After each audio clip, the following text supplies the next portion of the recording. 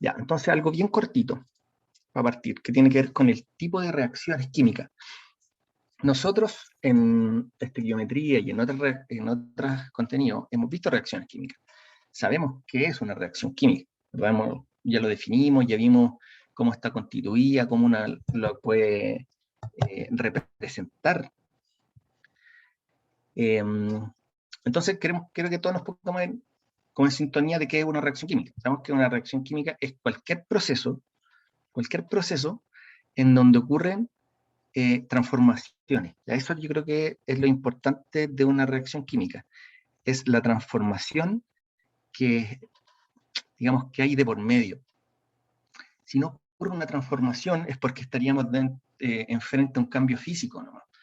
Nosotros también hablamos del cambio físico, podría ser un cambio de estado, por ejemplo. Cuando el agua se convierte de líquido a gaseoso, por ejemplo. Ahí estamos hablando solo de un cambio de estado.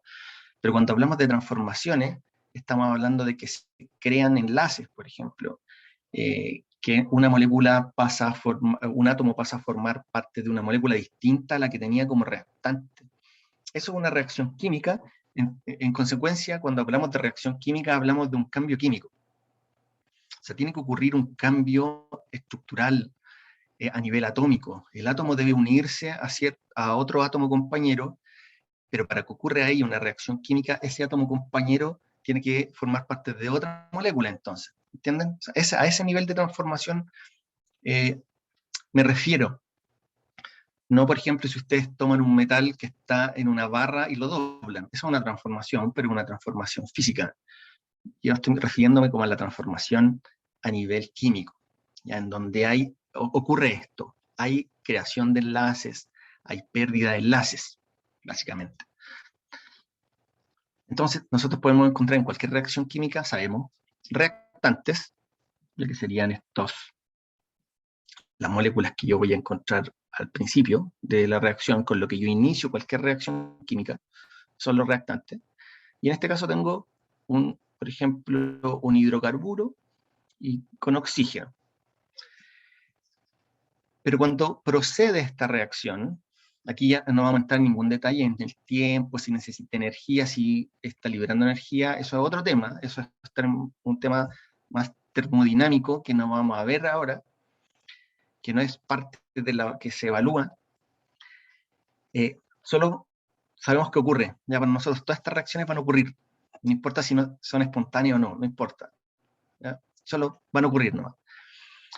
Y en los productos, yo, de acuerdo a la ley de la conservación de la materia, por ejemplo, voy a encontrar la misma cantidad, o sea, debiera encontrar la misma cantidad de átomos que en los reactantes, pero lo importante acá es, por ejemplo, que el carbono en los reactantes estaba unido a hidrógenos, y en los productos el carbono está unido a oxígenos. Y aquí hay un cambio, porque el carbono ya no tiene el mismo enlace que antes. El carbono pasó de tener enlaces con hidrógenos a enlaces con oxígenos. Ya eso es un cambio químico. Para el carbono eso es distinto. Y el oxígeno, que antes estaba como una molécula, pasó a formar parte de un CO2 y también pasó a formar parte de agua.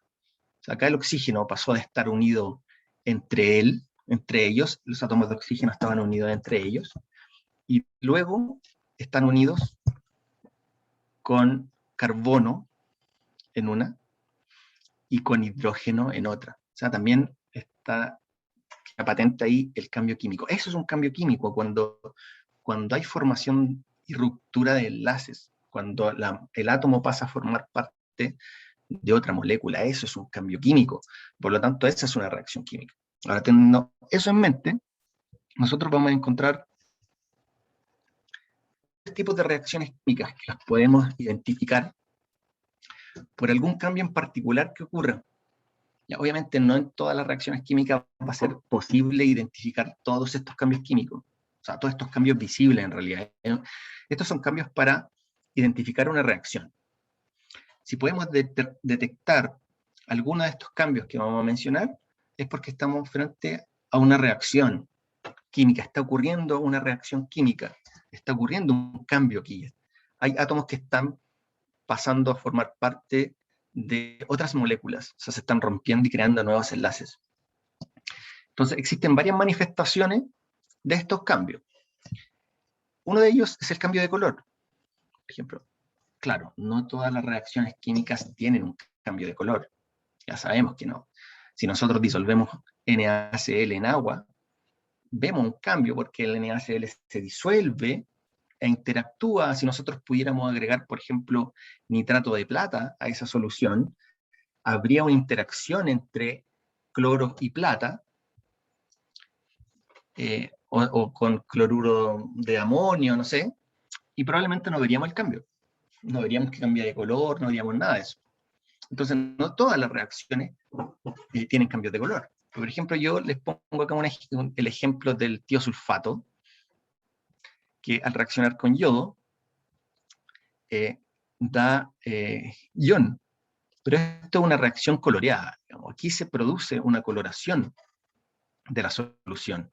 Esto cambia en el tiempo. De hecho, esta reacción se utiliza para medir o para evaluar un poco la cinética química, cuánto se demora dependiendo de cuánta es la cantidad de sustrato que hay. Pero es una solución coloreada. Ya no todas las soluciones o las mezclas resultarán en una solución coloreada. El cambio químico puede formar un color, puede dar un color, pero no todas ellas van a tener un cambio de color cuando ocurra. ¿Ya? La formación de precipitados es otra manera de identificar que ha ocurrido una reacción. Esto es más común, la formación de precipitados es un poco más común. Un precipitado es una sustancia insoluble. Y cualquier sustancia insoluble que se forme luego de haber mezclado, por ejemplo, dos líquidos miscibles, dos líquidos que se mezclan. Por ejemplo, hay muchas sales de plata, como el cloruro de plata. En químico uno le pone como una rayita y le hace una flechita para abajo. Eso es como que precipita. Esta flechita para abajo, en general, habla de un precipitado, ¿ya? Porque está cayendo al fondo de la solución. Si ustedes ven alguna ecuación química escrita, por ejemplo, yo podría poner NaCl, estoy inventando más nitrato de plata, forma HCl, más, me falta NaNO3, nitrato de sodio.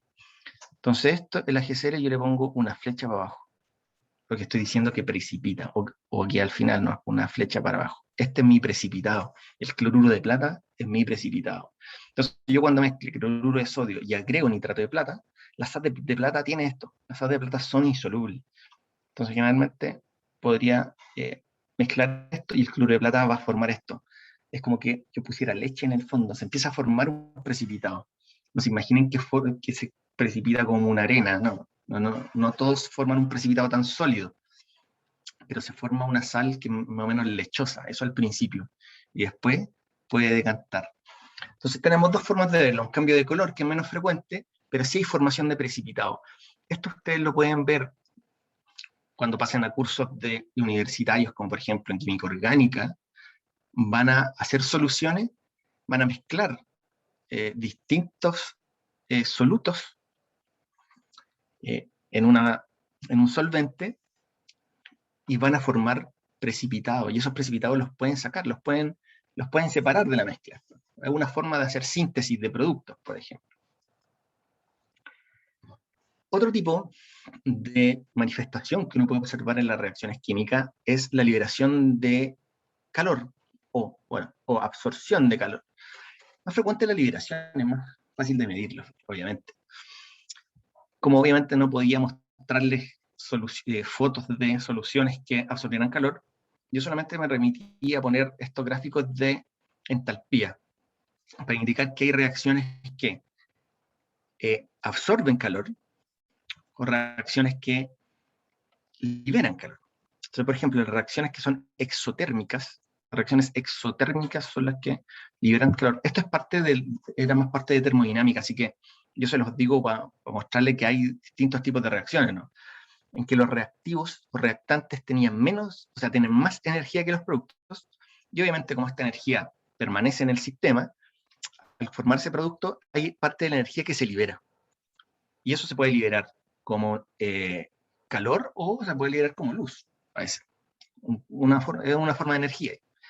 Y las reacciones endotérmicas, en donde los reactivos tienen menor energía, evidentemente yo voy a tener que poner algo de energía extra para llegar al nivel de los productos. Son reacciones endotérmicas, donde necesito poner. No sé si alguno ha hecho un experimento muy simple, que es con soda cáustica. La soda cáustica es hidróxido de sodio, ¿ya? NaOH. NaOH. Si ustedes tuvieran, o sea, a lo mejor tienen en su casa, porque es un producto que lo venden para destapar las cañerías. Se usa como plomero líquido. El hidróxido de sodio lo venden en el home center, en el Easy, y una de sus instrucciones de uso es disolver en agua fría. Esa es una de las instrucciones, disolver en agua fría. ¿Por qué? Porque cuando uno disuelve NaOH en agua, se libera mucho calor. O sea, esta es una reacción exotérmica simple de verificar. Claro, después forma hidróxido en solución, digamos, pero es una reacción que libera mucho calor. Entonces ustedes podrían, si tienen, no sé, pregúntenle a sus papás, a sus hermanos, no sé, si hay, y disuelvan un poquito en agua fría. Sin necesidad de revolver, cuando el hidróxido de sodio se disuelve, empieza a calentar y se calienta mucho. O sea, podría alcanzar fácilmente sobre los 60 grados. Yo nunca he tomado la temperatura, pero se calienta harto. Entonces, eso es un ejemplo fácil de verificar de una reacción que libera mucho calor.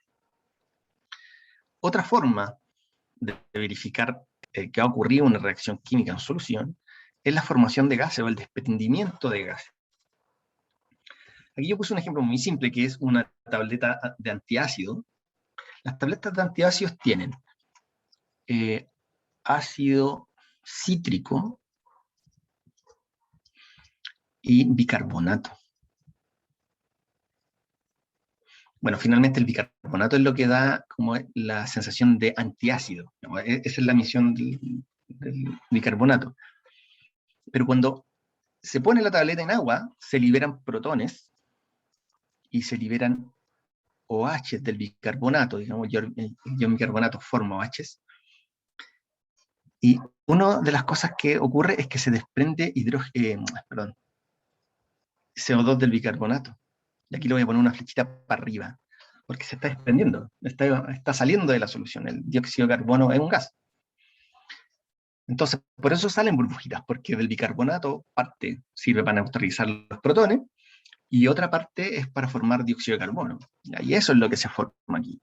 Entonces, hay la formación de gases, desprendimiento de gas, es una manera de ver que ocurre una reacción química. Entonces, recapitulando solamente, podemos ver cambio de color, podríamos observar precipitado, formación de un sólido en solución, podríamos detectar liberación de calor o absorción de calor, formación de gases.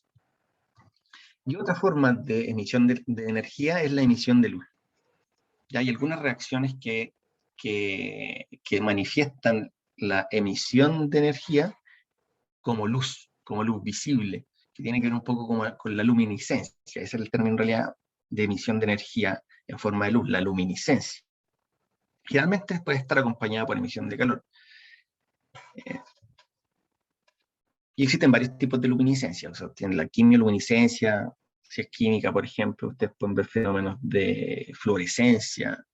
Esto es menos común, pero también existen reacciones donde uno podría observar luminiscencia. Generalmente cuando uno trabaja en laboratorios biológicos, bioquímicos, por ejemplo, ahí uno ve reacciones de quimioluminiscencia, porque hay fluoróforo. Los fluoróforos, uno le llama a las sustancias que son capaces de emitir fluorescencia, que es una reacción de emisión de luz. Y en bioquímica, por ejemplo, se usa mucho la utilización de fluoróforos para medir reacciones, para ver, por ejemplo, si está presente tal proteína en un tejido o no, con algún anticuerpo que tiene un fluoróforo, que para emitir fluorescencia tiene que absorber energía. El fenómeno de la emisión de luz es bien interesante porque, bueno, ustedes están en la parte electiva, así que me tienen que seguir en esto. Nosotros tenemos un átomo cualquiera, este es su núcleo, y ellos tienen electrones en sus orbitales, ¿verdad? Algunos pueden estar más cerca que otros del núcleo, pero si uno excita a este átomo, lo que está haciendo es excitar o entregar energía al último electrón, y este electrón va a tender a cambiarse de posición dentro de la esfera atómica, entonces va a saltar para allá. Entonces eso es, esto se llama la longitud de onda de excitación. Ya todos los fluoróforos o las sustancias que emiten fluorescencia, tienen luminiscencia, necesitan saltar, necesitan excitarse para llegar a un estado de energía mayor. Pero esto no puede durar para siempre.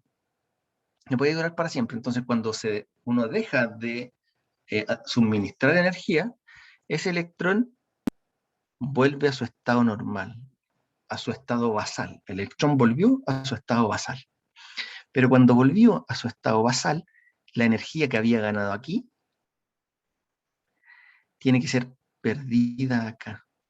Y en este proceso, esta energía se puede observar como emisión de luz. Muchas veces como fotones, son fotones los que se emiten.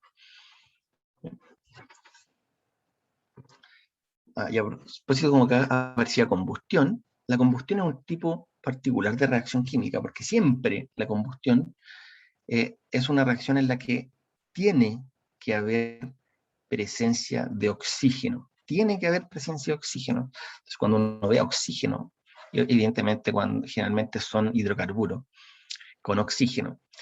Y habitualmente los productos que se forman son CO2 y agua. Eso es una reacción de combustión. Entonces uno podría reconocer una reacción de combustión si es que participó el oxígeno y si desprendió CO2 y agua. Fíjense que esta ecuación que aparece acá, hay metano en presencia de oxígeno y da CO2 y agua. Y en la de acá abajo hay metano en presencia de menos oxígeno, un poquito menos oxígeno, y se verifica monóxido de carbono y agua. O sea, podrían ser distintos dependiendo de la cantidad de oxígeno que reacciona. Bien, otra cosa importante es reconocer el tipo de reacción. Ya existen distintos tipos de reacciones en química. Yo no las voy a ver todas acá, pero las más comunes son las que vamos a mencionar ahora. Nosotros podemos reconocer reacciones de síntesis, en la que se va a formar un compuesto a partir de sustancias menores. ¿Ya? Podrían ser dos átomos para generar una molécula, por ejemplo, o podrían ser dos moléculas para generar una macromolécula, o agua con CO2 para formar ácido carbónico, por ejemplo. Lo que caracteriza la reacción de síntesis es eso, que se crea una nueva sustancia. Entonces, dos o más sustancias van a reaccionar para formar un único compuesto. ¿Ya? A más B forma a B. Por ejemplo, ustedes tienen átomos de magnesio que reaccionan con moléculas de oxígeno y forman moléculas de óxido de magnesio. ¿Ya? El sodio con el cloro pueden reaccionar para formar cloruro de sodio. El óxido sulfúrico en agua da ácido sulfúrico, o el hidrógeno gaseoso con oxígeno gaseoso da agua.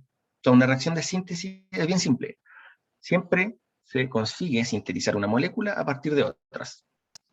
Es una reacción de síntesis, ya tiene esa forma. También tenemos reacciones de descomposición, que sería como el inverso de una reacción de síntesis, en donde una sustancia se transforma, no vamos a entrar en detalles de por qué se transformó en esto, si hubo calor de por medio, no sé, se transforma en dos sustancias más sencillas. Por ejemplo, el carbonato de calcio, yo lo puedo disociar, lo puedo transformar en óxido de calcio y dióxido de carbono. Entonces este dióxido de carbono yo le voy a poner una flechita para arriba porque sé que está transformándose en gas. Pero eso es una reacción de descomposición. Tomo una molécula más grande y la desarmo, la descompongo en moléculas más pequeñas.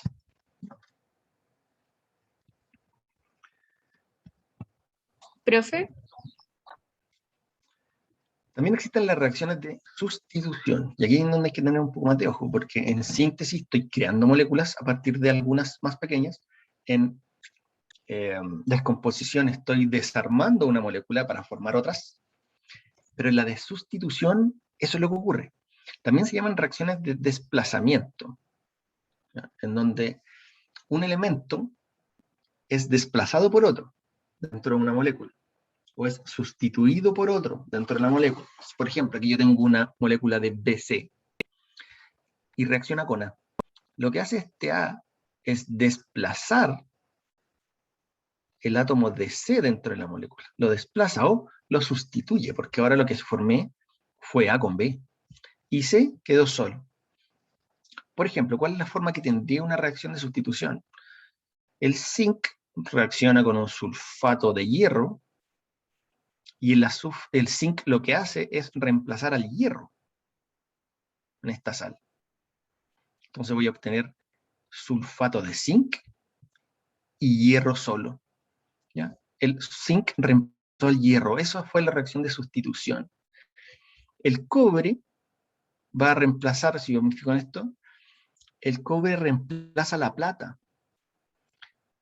con el nitrato. Entonces forma un nitrato de cobre y la plata queda sola. Y fíjense que tiene una flechita para abajo, o sea, precipito. El aluminio en agua reemplaza al hidrógeno, porque el hidrógeno queda solito y si se fijan tiene una flechita para arriba, o sea, se está convirtiendo en gas y está yendo de la solución. El aluminio reemplazó al hidrógeno para formar el óxido de aluminio. El magnesio reemplaza al hidrógeno para formar una sal de magnesio y el hidrógeno que fue desplazado se va a perder como gas de la solución. ¿Cómo se llamaba ese ácido? Estamos recordando cosas de la nomenclatura. ¿Cómo se llama el ácido que está acá abajo?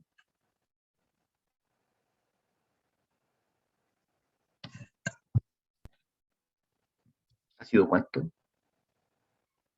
sulfúrico.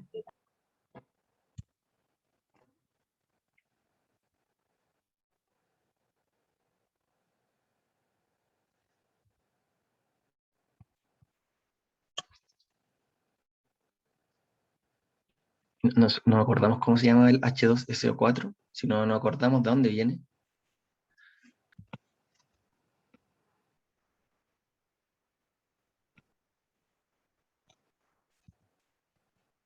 No lo escucho, a ver, espérense. A lo mejor aquí parece que mi hijo estuviera jugando con esto. Ah, sí, bueno, está bloqueado acá. Esperemos un segundo, está bloqueado el audio aquí.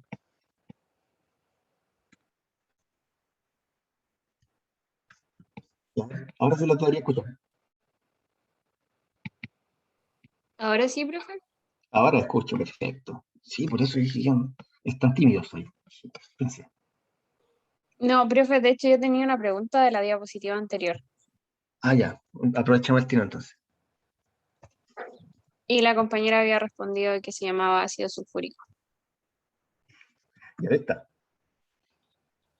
Sí, profe, sé que Mm. quizás no entra como tal en la prueba, pero ¿por qué se producen estas reacciones de descomposición? Por ejemplo, en el caso, ¿cómo obtengo esta reacción? O sea, ¿por calor, por una Sí, disolución? generalmente son por calor, pero puede ser por calor o puede ser porque hay otro compuesto. O sea, yo puedo disociar carbonato de calcio probablemente en una solución, en un solvente, ¿ya? O en calor. También, ahora que estamos hablando como de símbolos que uno usa en ecuaciones, la temperatura o el aporte de calor es como un triangulito arriba de la flecha. Pero en general las reacciones de descomposición van por ahí. Va una fuerza, tiene que haber una fuerza que provoque este cambio.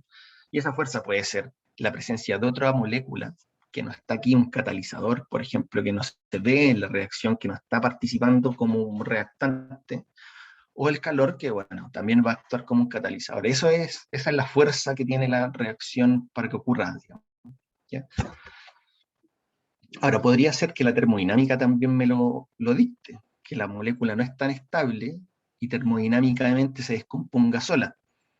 Eso también puede ocurrir, y ocurre, ¿ya? Y que no hay ninguna fuerza de por medio, y hay moléculas que se descomponen de manera espontánea, porque termodinámicamente esa reacción de descomposición es más favorecida, está más favorecida. Pero claro, termodinámicamente no vamos a entrar en ese detalle, porque sabemos que termodinámica no es parte de la prueba ahora, pero podría serlo. Ya, hay moléculas que, por ejemplo, Como el hidróxido de sodio, ¿no? Ese creo que ni siquiera se puede dejar abierto porque como que se empieza a humedecer. pero claro, el hidróxido de sodio es muy higroscópico, higroscópico, que gana mucha humedad. Bueno, hay muchas sales que les pasa, que ganan mucha humedad. O sea, de hecho, ustedes mismos, si dejan azúcar o sal en ambientes muy húmedos, también gana mucha agua. El hidróxido de sodio, si Ah, se entonces deja no tienen destapado, que ver, profe, con que son inestables o no. no hay una descomposición, es que tienden a absorber mucha agua. De hecho, se ponen como una roca, así que como que se empiezan a disolver, pero quedan duros igual, ¿no? Pero hay moléculas como, no sé, hay algunos óxidos de nitrógeno que si uno los deja, empiezan a sublimar. Por ejemplo, se empiezan a transformar en óxidos gaseosos, digamos. Eh, pero de manera espontánea, no hay ningún catalizador de por medio, es solo por termodinámica. Pero en general, las sustancias se descomponen por el efecto de un tercero, digamos, o puede ser la temperatura, puede ser el solvente, o puede ser un catalizador. Ah, ya, profe, gracias, se entiende. Ya, ya, ácido sulfúrico me habían dicho, perfecto, entonces está perfecto. Y esto venía del agua más el SO3. Ya, para que no nos olvidemos de dónde vienen los ácidos ternarios. Agua mezclada con SO3. Y ese SO3 era el estado de oxidación más alto del azúcar, que era más 6, por lo tanto era el anhídrido sulfúrico, por lo tanto es el ácido sulfúrico. Si este es el sulfúrico, entonces teníamos que se formaba el sulfato, ¿cierto? Sulfato de magnesio. Muy bien. Hay otro tipo de reacciones de sustitución doble le llaman, en donde hay dos moléculas participando. Fíjense que la primera reacción de sustitución era como una molécula grande con un átomo, digamos, ¿no? Con un átomo. Pero una reacción doble serían dos moléculas. Pero también ocurre un desplazamiento, también ocurre una sustitución de una molécula en otra, uno de los átomos en la otra molécula. Por ejemplo, el cloruro de sodio en nitrato de plata. El sodio sustituye acá la plata y el cloruro, no está como corrido esto, estaría sustituyendo eh, el nitrato. Entonces se mezcla la plata con cloruro y se mezcla el sodio con nitrato. ¿Ya? Esta es una reacción de sustitución doble. Antes era NaCl, ahora es AgCl. Antes era AgNO3, ahora es NaNO3. ¿Ya se entienden las reacciones de sustitución? Veamos. De las siguientes ecuaciones químicas que representan reacciones, ¿cuál representa una reacción de descomposición? ¿Cuál sería una reacción de descomposición ahí?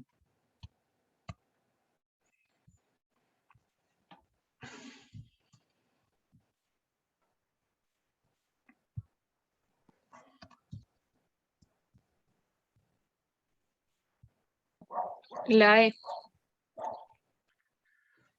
La E. Veamos. La primera que tiene cara. Ya sabemos las categorías. Tenemos sustitución, síntesis y descomposición.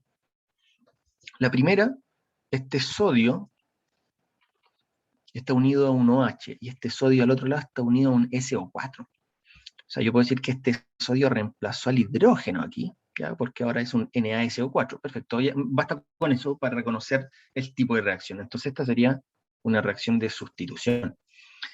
La segunda es sodio con oxígeno, forma un óxido de sodio.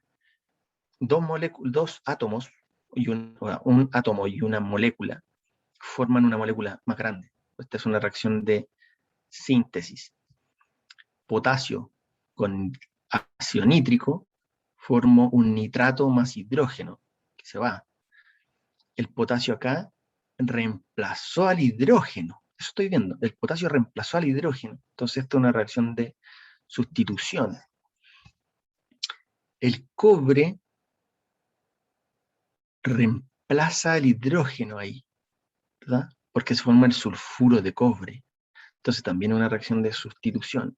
Y en la última, el perclorato forma KCl y oxígeno. Una molécula grande se convirtió en dos. Una molécula grande se descompuso en otras dos.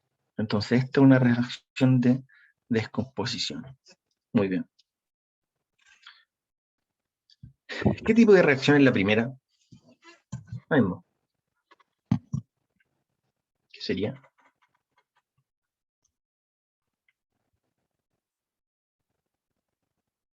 Sustitución.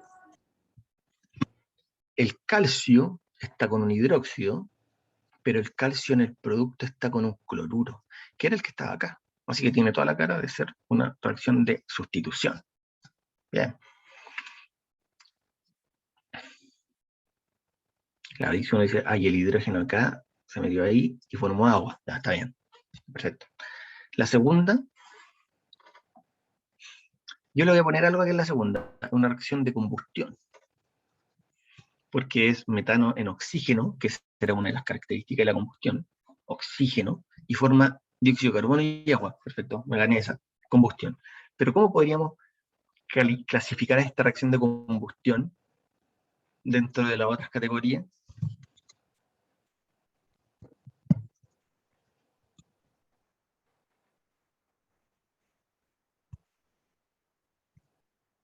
También sustitución. También sustitución, porque si analizamos esto, tengo un CH4, un oxígeno, y el carbono acá está con oxígeno. O sea, el oxígeno acá sustituyó al hidrógeno. Eso hizo, el oxígeno sustituyó al hidrógeno. Entonces también una reacción de sustitución. Y así lo clasifico. La tercera,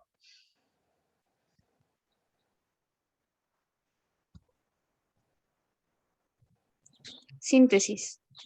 síntesis, señorita.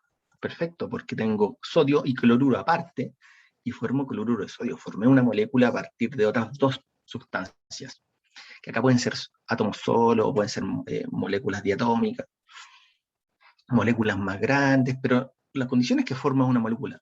Una molécula. Y en la última, el hidróxido de bario formó agua y óxido.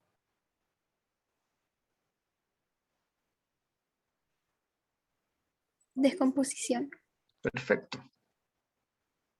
Reacción de descomposición. Una molécula grande da origen a otras dos moléculas por efecto de la descomposición. ¿Qué fue? Probablemente fue una disolución o el calor. Estuve leyendo, yo tenía esto como en mente, pero estuve leyendo que en el temario aparecen reacciones de oxidación. Yo imagino que en términos bien simples se refiere de un REA que pueden ser evaluados en reacciones de oxidación. Pero el término de oxidación es un poco complejo en química. Probablemente algunos de ustedes, quizá todos, tienen nociones de qué es una oxidación o una reducción en una reacción química. Pero me voy a tomar unos minutos para ojalá reforzar eso y que se entienda a qué se refiere el término de oxidación en una reacción química inorgánica, que tiene una connotación distinta cuando uno habla en química orgánica. Química orgánica es básicamente si ganó oxígenos. Eso es una oxidación. Pero en inorgánica va de la mano con el número de oxidación, es decir, o con su número de valencia. Y algo que ya hemos conversado, por ejemplo, cuando hablábamos de la nomenclatura inorgánica, hablamos del estado de oxidación, el número de valencia que tenía un determinado átomo. En una reacción redox, lo que ocurre es que se traspasan electrones. Y entonces hay una especie que se oxida, la especie que se oxida es la que entregó el electrón. O sea, dar electrones es sinónimo de oxidar. Y recibir los electrones es reducir. Eso es como el término de oxidar y reducir. Entonces, la oxidación no puede ocurrir sin la reducción, porque si un átomo cualquiera da electrones, él mismo se estaría oxidando, alguien tiene que recibir ese electrón. O sea, no pueden andar los electrones por ahí. Alguien tiene que recibir ese electrón, entonces alguien se va a reducir. Entonces la oxidación y la reducción ocurren de manera simultánea. Siempre ocurren las dos juntas. Porque el que da electrones, alguien le tiene que recibir esos electrones. Entonces, uno lo que tendría que hacer acá en las reacciones de óxido-reducción es identificar quiénes son los que están cambiando su estado de oxidación o su número de oxidación. Voy a irme con la más simple, el hierro. Por ejemplo, aquí yo digo, acá está ocurriendo un evento oxidativo. Porque yo, antes de explicarles cómo se hace, yo digo, este hierro tiene un estado de oxidación 0. Pero cuando forma un óxido de hierro, esto sí ustedes lo saben, el hierro tiene un estado de oxidación más 3. ¿Cómo lo sé? Porque aquí me lo están diciendo. Es 3, ¿cierto? Más 3. Entonces pasa de un estado 0 a más 3. De 0 a más 3. Si el estado de oxidación es 0 a más 3, significa que perdió electrones, porque los dio. Entonces, esta es una oxidación. Pero tiene que ocurrir lo contrario. El oxígeno acá tiene un estado de oxidación 0 y pasa a este óxido de hierro con esta oxidación menos 2. ¿Cómo lo sé? Porque estaba acá. Me decía que era 2, y acuérdense que siempre a la derecha está el más electronegativo. Entonces pasó de 0 a menos 2.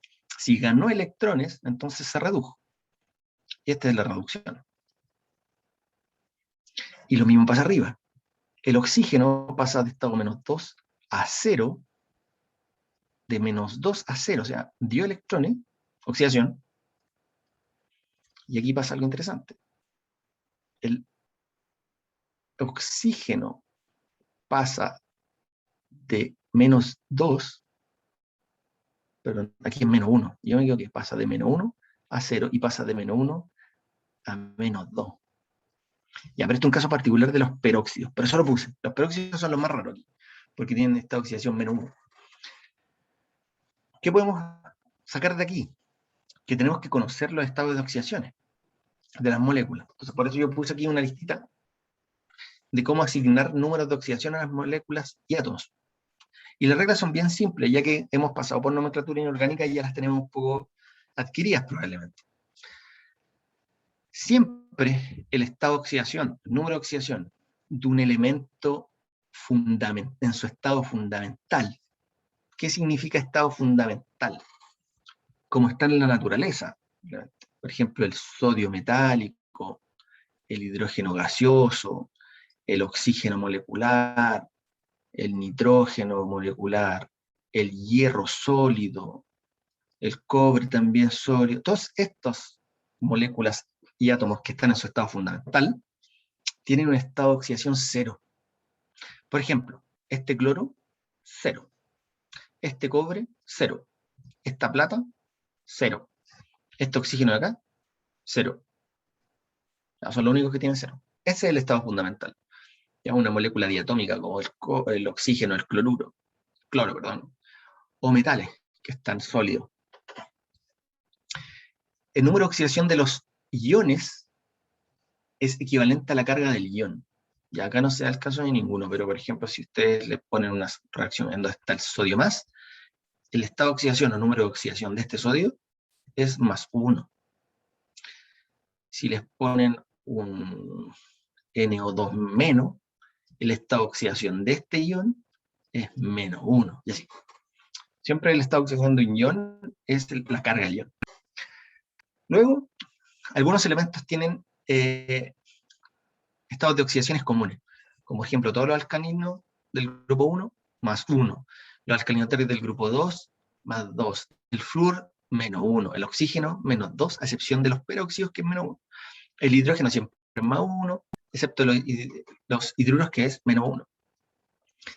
Y siempre la suma de los estados de oxidación es 0. Eso lo sabía. Entonces, ¿cómo puedo identificar yo que había una reacción de oxidación aquí en esta primera ecuación? ¿Cuál es esta oxidación del hierro aquí, en esta molécula?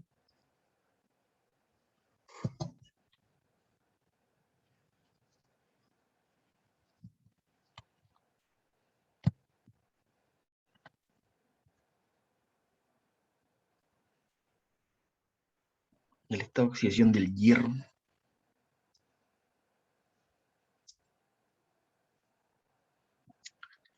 El hierro tiene estado de oxidación más 2 acá, ¿verdad? ¿Cómo lo sé? Porque aquí dice, es 2. Y el del cloro es menos 1, estaba ahí. Y acá el estado de oxidación del hierro, más 3. Ahí me lo dice. Y el cloro es menos 1. O sea, pasó de ser más 2 a ser más 3. Ahí está oxidándose entonces. Cuando se hace más positivo se oxida. ¿Por qué? Porque perdió electrón. La plata, ¿cuál es esta oxidación de la plata aquí? Está más difícil. ¿Qué oxidación tiene la plata ahí?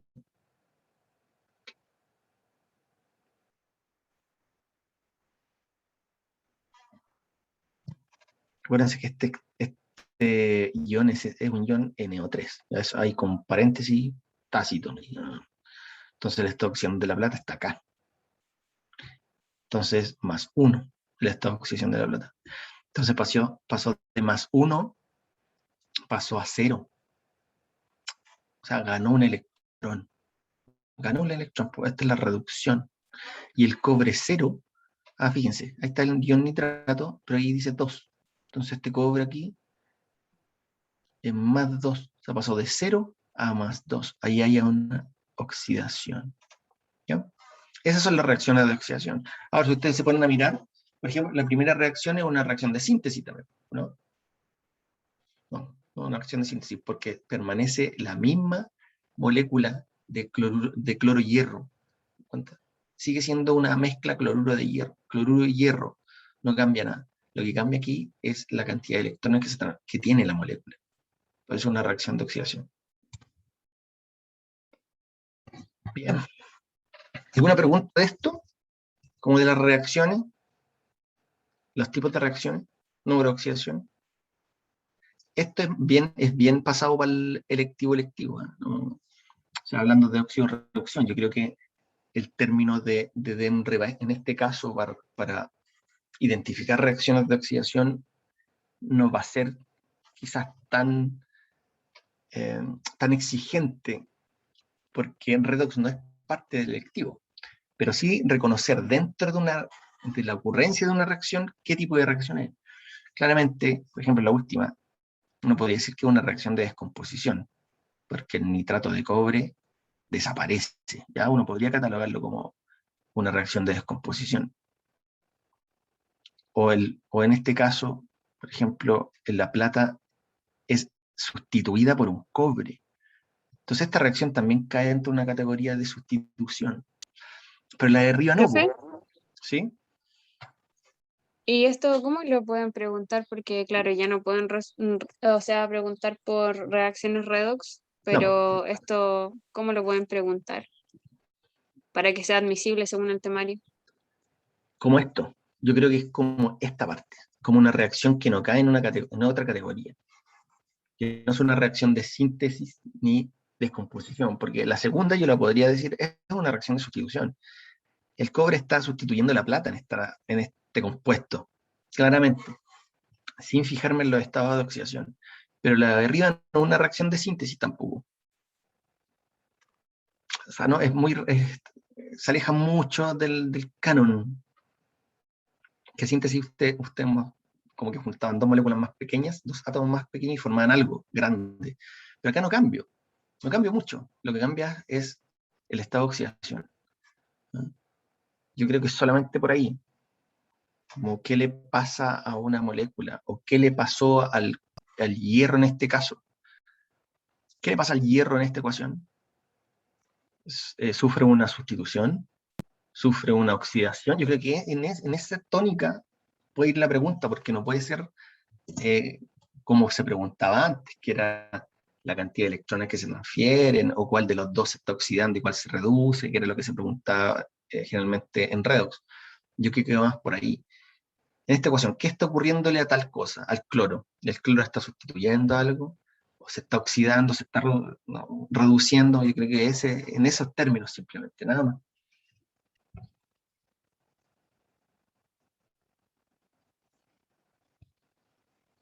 Voy a cambiar acá. Ya, porque esa es una primera parte. Esa es la primera parte de reacciones. Y acá yo me quiero detener un poquito más.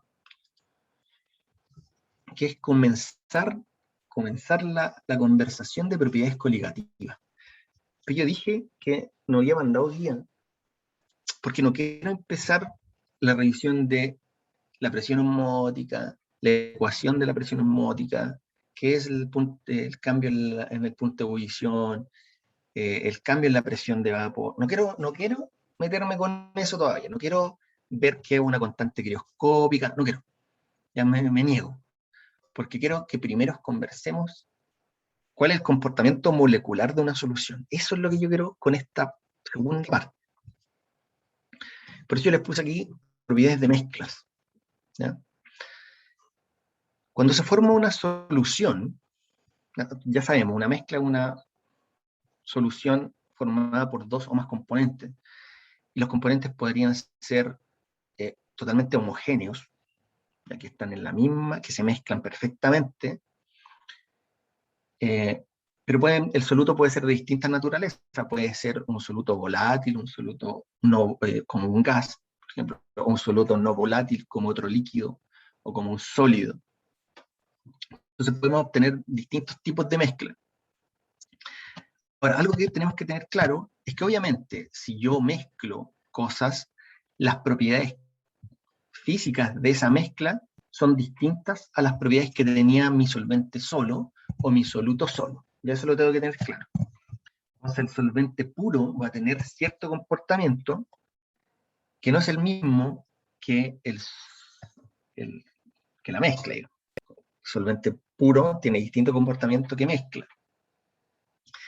Y es ahí en donde uno conversa acerca de las propiedades coligativas. Porque hay propiedades que solo dependen de la cantidad de partículas presentes, nada más. Cantidad de partículas.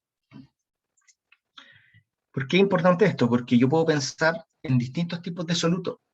Puedo pensar en azúcar, glucosa, sacarosa, disuelta. Puedo pensar en cloruro de sodio disuelto. Puedo pensar en un ácido carboxílico disuelto, un ácido fórmico, por ejemplo, disuelto en agua.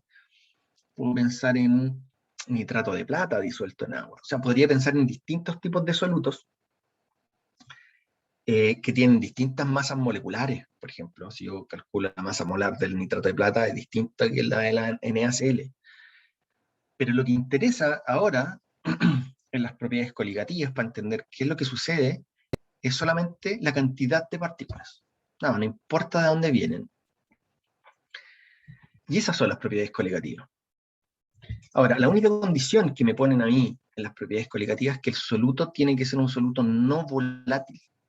El soluto no puede ser volátil. ¿Por qué no puede ser volátil? Porque si yo tengo un gas disuelto y yo quiero pensar después en el punto de ebullición, en la presión de vapor y todas esas otras cosas que vamos a conversar después, los gases no se comportan igual. Si yo caliento una mezcla de un líquido con un gas, el gas se va a ir, se va a evaporar de la solución y no me va a quedar nada disuelto en agua. Por eso es que la condición es que sea un soluto no volátil. Entonces, cuando le hablen del no volátil, se están refiriendo, piénsenlo ustedes, a una sal. ¿Ya? Pero siempre tienen que ser capaces de imaginarse distintos tipos de solutos no volátiles. Entonces, piensen en sal y piensen en azúcar. ¿Ya? Porque ahí tienen los dos extremos. La sal forma iones en solución, pero el azúcar no forma iones en solución. Pero para los efectos de propiedades coligativas se comportaría muy parecido, porque los dos se están disolviendo y son no volátiles. Entonces, yo puse aquí dos recipientes. Lo primero que tenemos que asimilar, un conocimiento que tenemos que obtener acá, es qué es lo que significa la presión de vapor. Seguramente ya han leído acerca de esto, por eso quiero dar paso a sus comentarios. ¿Qué entienden por presión de vapor? Porque puede ser un término un poco complejo, ¿vale? ¿Qué entienden por presión de vapor? ¿Qué es la presión de vapor? ¿Dónde está la presión de vapor? ¿Cuándo la encontramos? ¿Se mide? ¿De qué depende? Tienen mi idea, ¿no? Es cuando, a ver, lo que yo entiendo es cuando, por ejemplo, tenemos una olla a presión y obviamente la sellamos. Y ahí se junta esa presión de vapor, no sé, cocinando una cazuela o algo por el estilo. ¿Ya? Entonces este sería como en este escenario, cuando hay una, está tapado, digamos, cuando está tapado. Ahí se genera una presión. ¿Ya? ¿Alguien más tiene otra Claro, idea? sí. Ya, entiendo. Bien, buen punto. Entonces, contrapregunto aquí. Si uno tiene una olla en donde no usa la tapa, ahí nos generamos presión de vapor. ¿Mm? Es una pregunta, ¿no? ¿O no existe la presión de vapor ahí? No, no debería, Ya, creo. perfecto, perfecto. Eso quiero saber qué es lo que piensan ustedes, qué es lo que entienden por presión de vapor. ¿Alguien más? ¿Tienen idea? No, ¿eh? Aquí vamos a desmitificar o a afirmar lo que ustedes crean. ¿Qué será la presión de vapor? Porque en las propiedades coligativas yo creo que la presión de vapor es lo que nos va a hacer entender cómo funciona esto. Entonces, ojalá aprender bien entender bien el concepto de presión de vapor. De esa forma, insisto, yo no voy a hablar de cambio en el punto de ebullición, constante crioscópica, eso lo voy a dejar para la clase que viene. Yo ahora quiero entender cómo las moléculas están dentro de una solución. Eso quiero que ustedes entiendan, que sean capaces, solo conociendo eso, de imaginarse cómo interactúan las moléculas, de poder responder una de las preguntas de coligativa. Antes de entrar a los términos que ustedes conocen. Bueno, la presión de vapor. Yo tengo dos situaciones aquí. Tengo un recipiente con líquido y moléculas de solvente que se están escapando de ese líquido. Y tengo otra situación que es el mismo recipiente, en el fondo, que tiene el mismo líquido, pero aquí las moléculas no se pueden escapar. Ya por eso hay un poquito más de líquido. Entonces, me falta un dibujito, lo voy a hacer yo. Cualquier recipiente que yo tenga con solvente, el solvente, bueno, son las moléculas que están acá adentro. Pero yo les comenté alguna vez que estas moléculas de solvente, no todas las moléculas son iguales. Ya estamos hablando de moléculas de agua, supongamos, ¿ya? Y usted me dice, ¿cómo? ¿Soy agua?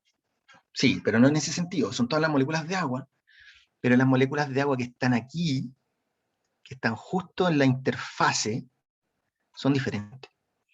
Y son diferentes porque esas moléculas que están en la interfase están más estimuladas, digámoslo así. Tienen como un mayor potencial químico, si hablamos en términos más de química. ¿Pero por qué? Porque las moléculas de solvente, imaginemos esa molécula que está ahí. ¿Quién rodea a esa molécula?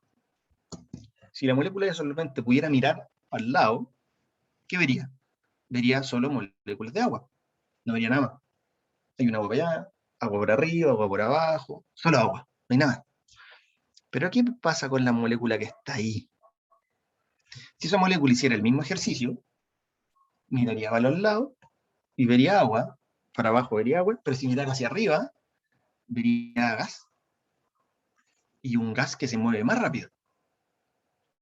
Y como ese gas se mueve más rápido y está chocando contra ella, porque acuérdense que los gases se mueven, así que los gases que están chocando contra ella, yo estoy saliéndome un poco de la idealidad del gas, pero en realidad lo que pasa es eso, el gas está en contacto con las moléculas de agua de la interfase y de alguna forma la están, comillas, estimulando, porque el gas está moviéndose más rápido. Entonces, esta molécula pilla, en algún momento va a decidir escaparse y se evapora, sin necesidad de que haya aumento de temperatura, por ejemplo. Por eso si ustedes dejan un vaso de agua, se lo llevan para la pieza en la noche, y se lo vio por 3 días, y ya no queda tanta, porque hubo agua que se evaporó. No es porque hicieron 100 grados en su pieza en algún momento, es porque con la temperatura ambiente hay moléculas de agua que se van a escapar igual.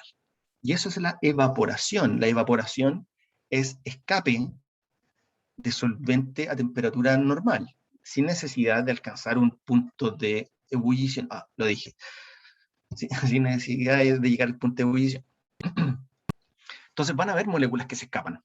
Si ustedes ven acá, hay moleculitas que se están escapando. Todo el tiempo hay escape de moléculas líquidas, de moléculas desde el seno de la solución, digamos, desde las interfaces de la solución, al estado gaseoso. Pero esto es lo que se conoce como vapor.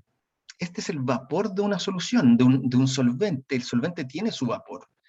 Y su vapor es el solvente gaseoso que está arriba del líquido. Ese es el vapor.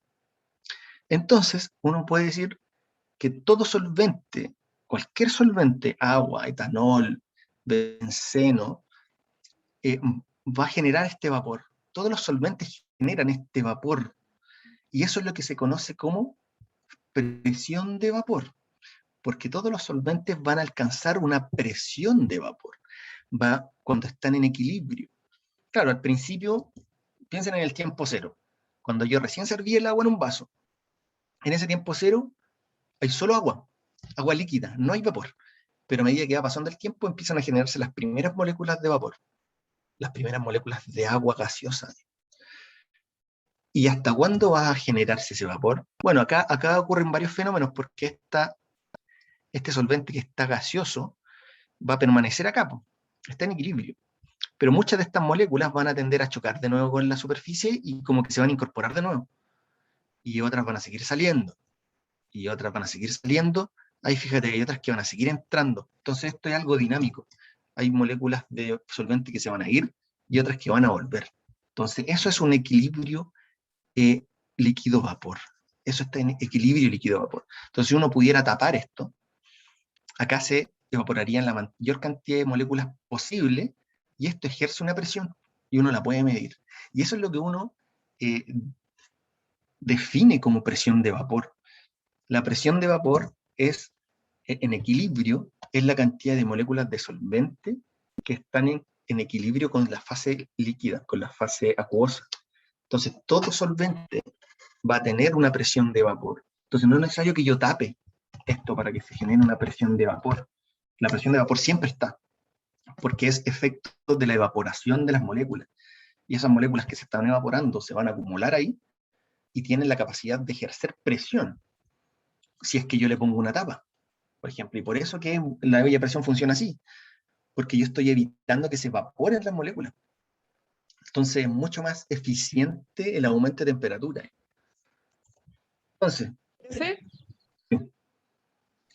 Entonces, en el caso de la figura, también hay presión de vapor, solamente que no se puede medir cuantitativamente. claro, uno no lo podría medir. Es más difícil así como de confirmar. Pero están ahí, las moléculas están ahí. Claro, si yo la tapara, ahí se hace patente, digamos, porque ahí yo podría medir esa presión que ejerce el solvente, pero en todo solvente destapado hay escape de moléculas. Y va a depender mucho de la superficie. Pues si ustedes tienen, por ejemplo, echen un experimento muy simple. El mismo volumen de agua, si ustedes lo ponen en un vaso muy largo, por ejemplo, y ponen el mismo volumen de agüita en un vaso que tenga un ancho mayor, la evaporación es mucho más rápida en el recipiente más ancho, aunque sea el mismo volumen. Porque el recipiente más ancho tiene muchas más moléculas en la superficie y va a haber muchas moléculas entonces que se van a evaporar más rápido. Entonces la evaporación de un charco de agua, aunque sea muy grande, mientras más plano, es más rápido. Entonces la presión de vapor siempre está. Ah, ya, Entonces profe, acá, se entiende. ¿sí? Entonces es lo mismo acá. Y aquí tengo moléculas de solventes. Todas estas moléculas de solventes están en equilibrio con moléculas que se han ido escapando de este solvente puro pero hay moléculas de solvente que se escaparon y vuelven a la solución. Entonces, esto está en equilibrio. Esto es un equilibrio con su vapor. Esto es el vapor de mi solvente. Pero ¿qué pasa si yo aumento la temperatura de este solvente? ¿Qué va a pasar si yo aumento la temperatura? Supongamos que tengo esta misma estructura, yo caliento esto. ¿Qué va a pasar con las moléculas de solvente si yo caliento esto? Por ejemplo, ¿qué le pasa a esta moleculita si yo caliento este solvente? ¿Qué le pasa a esa molécula? Va a empezar a chocar con las demás hasta que logre salir. Perfecto, porque yo le estoy entregando energía, le estoy dando energía cinética, puede empezar a moverse más, y en algún momento se puede ir. Oh, y lo mismo le puede pasar a esta, y lo mismo le va a pasar a esta. Entonces, si yo aumento la temperatura, ¿qué va a pasar con la presión de vapor?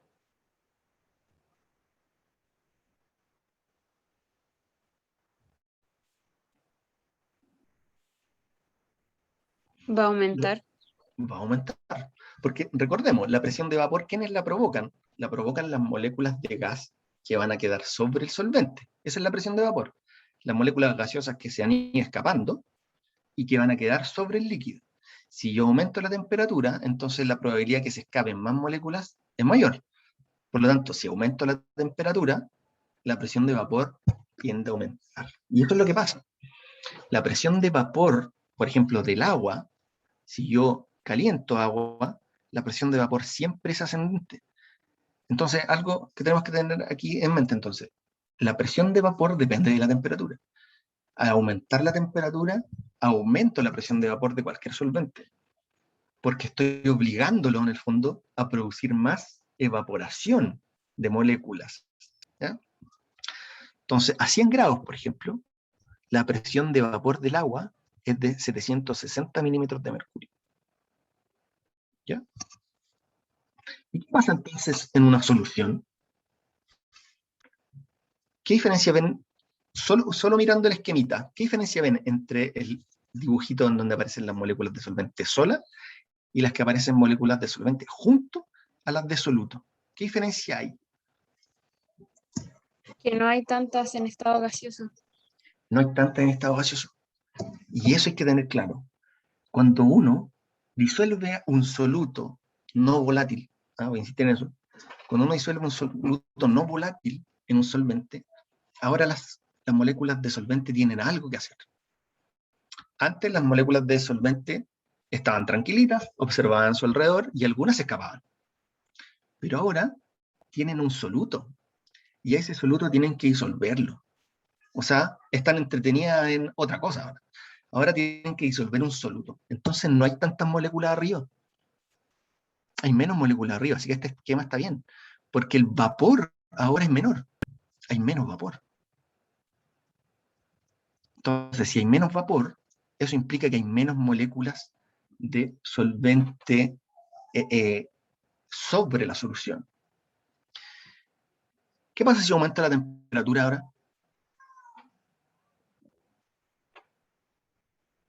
¿Qué le va a pasar a las moléculas de solvente acá?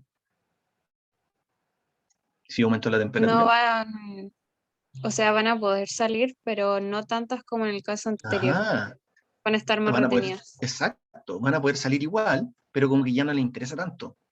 Entonces, lo que pasa es eso, que la presión de vapor de una solución es menor que el solvente puro.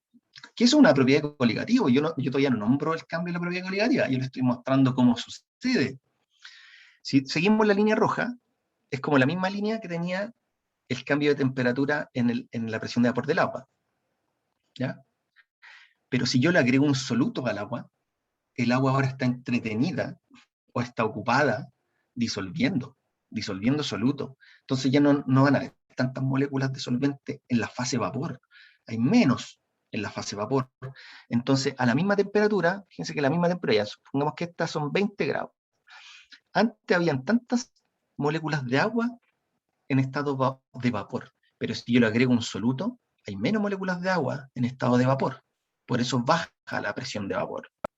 Pero si llego a 100 grados, supongamos que la temperatura final acá son 100 grados, yo tenía esa presión de vapor de agua, pero voy a tener menos presión de vapor si es que hay un soluto.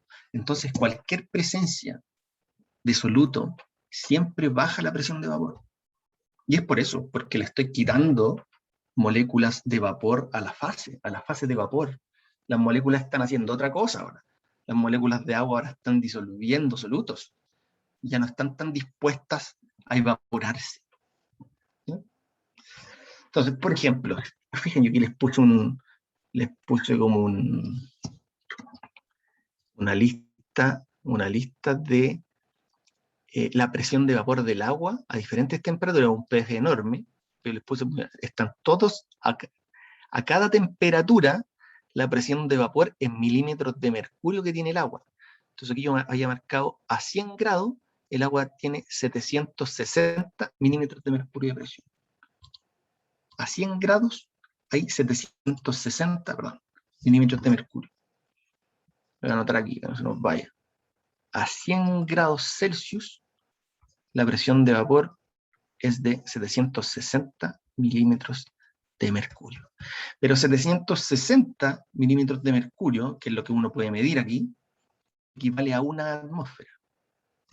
760 milímetros de mercurio es una atmósfera de presión. En general uno va a trabajar con esto equivalente a 760 milímetros de mercurio y una atmósfera.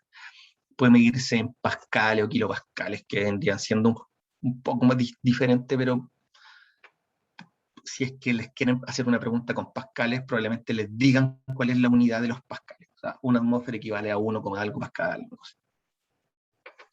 Profe, ¿y esto se calcula según el diagrama que habíamos visto al principio, como la olla tapada, entre comillas? Claro, es como eso. Al aumentar la presión Claro, dentro, porque en exactamente, este con la caso olla tapada. sería en todo momento el mismo volumen. No cambia nunca el volumen. Claro, entonces vaya a tener siempre la misma cantidad de moléculas totales, al principio todas líquidas y cero gaseosas, y en el punto mayor de temperatura, la mayoría gaseosas y pocas líquidas. Ah, ya, profe, sí se entiende. ¿Sí? Entonces, a 100 grados, ¿qué es 100 grados? ¿Qué ocurre a los 100 grados? El agua se evapora. El agua ebulle. Ebullición, porque la evaporación ocurrió antes.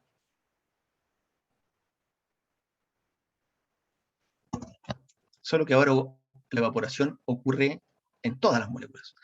Entonces, si pensamos lo siguiente, a 100 grados Celsius, la presión de vapor alcanzó 760 milímetros de mercurio. Pero por otro lado, 760 milímetros de mercurio es la presión atmosférica. En la atmósfera hay 760 milímetros de mercurio. Y según esto, a medida que fue aumentando la temperatura, a los 100 grados, el agua llegó a los 760 milímetros de mercurio. Y como dice Valentina, los 100 grados es el punto de ebullición del agua. El punto de ebullición del agua. Entonces, si nos vamos a la generalidad, el punto de ebullición de cualquier solvente ocurre cuando la presión de vapor de ese solvente iguala a la presión atmosférica. Entonces, todos los solventes van a tratar de llegar a los 760 milímetros de mercurio cuando uno aumenta la temperatura. Cuando llega a los 760 milímetros de mercurio, o sea, alcanzó la presión atmosférica, ahí ocurre la ebullición. Entonces, el agua, su presión de vapor a 25 grados, a ver si lo alcanzo a ver acá, la presión de vapor a los 25 grados es 23 milímetros de mercurio, de paja. Entonces, lo que yo estoy haciendo es, al aumentar la temperatura, estoy obligando a las moléculas de agua a irse a la fase vapor. Entonces, ahí estoy aumentando la presión de vapor. Mientras más moléculas de agua salgan hacia el vapor, mayor presión de vapor voy a alcanzar. Y a los 100 grados, en teoría, a los 100 grados, todas las moléculas de agua van a salir a la fase de vapor. Eso es lo que me está indicando esto. ¿Sí? A los 100 grados, todo el agua debería evaporarse.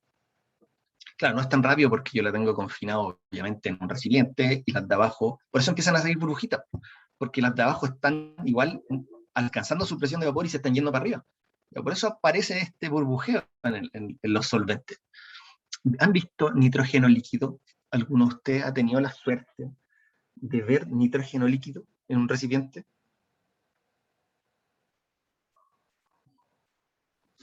Sí, está como siempre a ras de suelo. Pero sí, es que, claro, el nitrógeno, cuando se va a fase gaseosa, el nitrógeno es más pesado que la mezcla de gas, entonces se va como a ras de suelo. Me gustaría mostrárselo algún día. Pero si uno tuviera una olla con nitrógeno líquido, ya, búsquelo, búsquelo en YouTube. Si uno tuviera una olla con nitrógeno líquido, el nitrógeno líquido está hirviendo. O sea, uno ve eso y podría decir eso. Oh, está hirviendo. Pero en realidad, hervir es como un término que uno usa mal, porque el hervir es como calentar algo y que bulla, y por eso salen estas burbujas. Pero el nitrógeno líquido está a 200 grados, a 170 grados bajo cero. Entonces no está caliente, claramente, pero se ve como que estuviera hirviendo, porque le salen burbujas. Y es porque la presión de vapor que tiene es muy, o sea, su punto de ebullición, mejor dicho, es muy bajo. El punto de ebullición del nitrógeno, no me lo sé, lo voy a buscar. Permítanme ustedes buscarle el punto de ebullición del nitrógeno. Punto de ebullición del nitrógeno. El punto de ebullición del nitrógeno es 190 grados bajo cero. Entonces, imagínense, el nitrógeno líquido está ahí a 190 grados bajo cero y uno destapa el recipiente. Las moléculas que están arriba alcanzan inmediatamente los 25 grados. Entonces ya sobrepasó su punto de ebullición y por eso todo el nitrógeno empieza a hervir, porque las moléculas ya alcanzaron esa presión de vapor hace rato, o sea, pasaron la presión atmosférica y todas se quieren escapar inmediatamente. El alcohol tiene un punto de ebullición más bajo, como 60 grados, 65 grados creo que tiene el etanol. Entonces, si uno hirviera etanol, obviamente necesita menos temperatura para alcanzar la presión atmosférica. Si el punto de ebullición, a ver si me siguen con la idea, si el punto de ebullición del etanol es 65 y el del agua era 100, ¿cierto?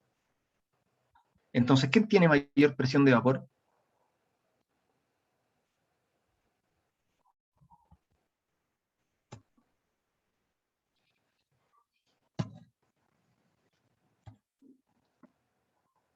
O sea, si tengo etanol, 70 grados, punto de ebullición 70 grados, 65, no me acuerdo, y el agua 100 grados, significa que para que el agua alcance la presión atmosférica, yo tengo que calentarla a 100 grados.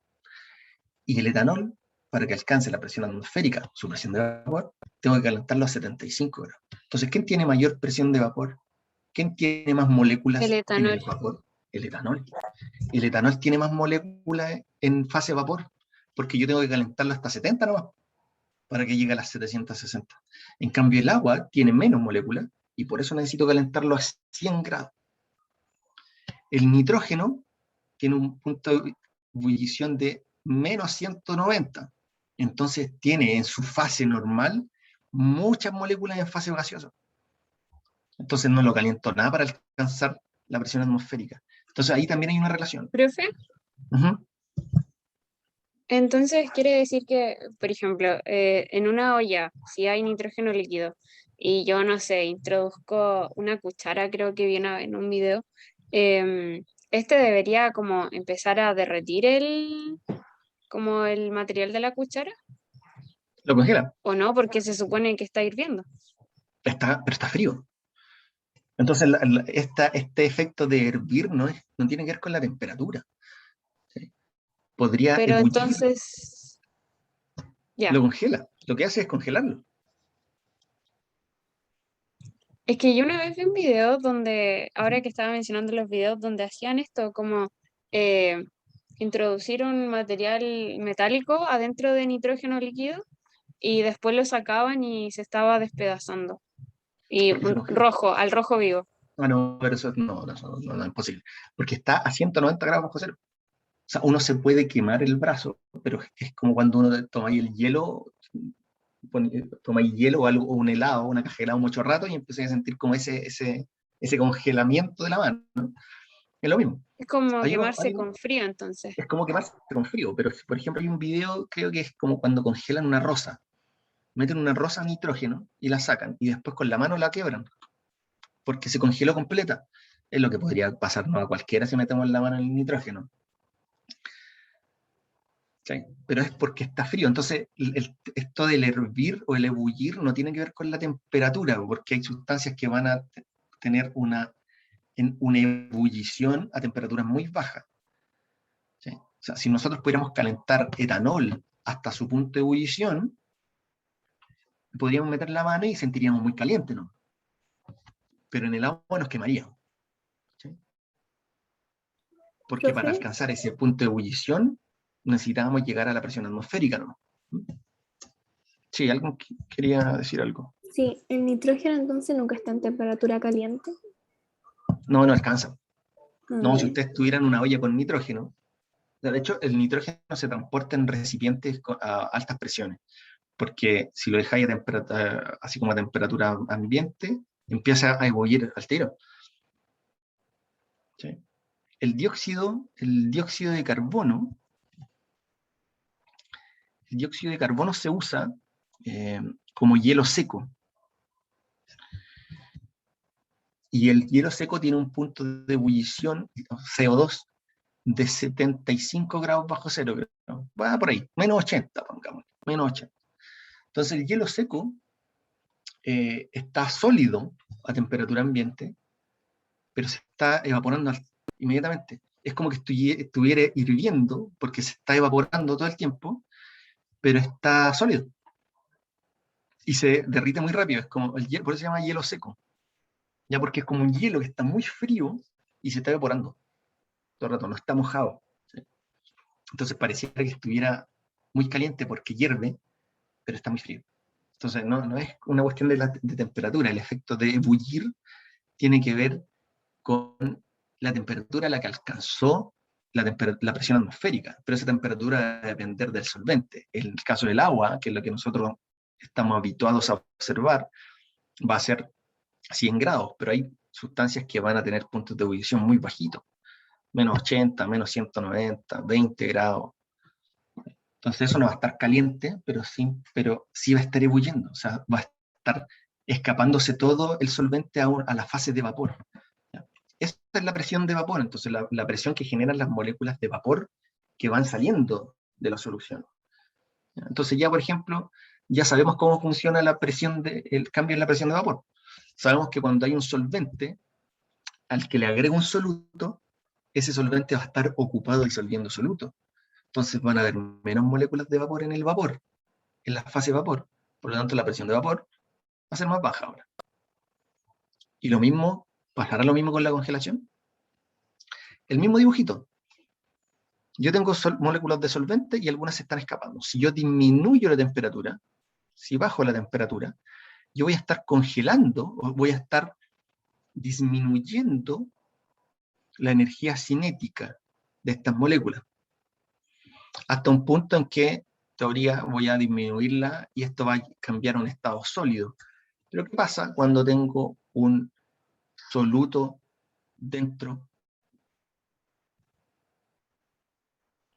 También voy a disminuir la temperatura, pero ahora tengo moléculas de soluto. Así que ahora yo no estoy, comillas, congelando enlaces agua con agua, estoy congelando también enlaces agua con azúcar.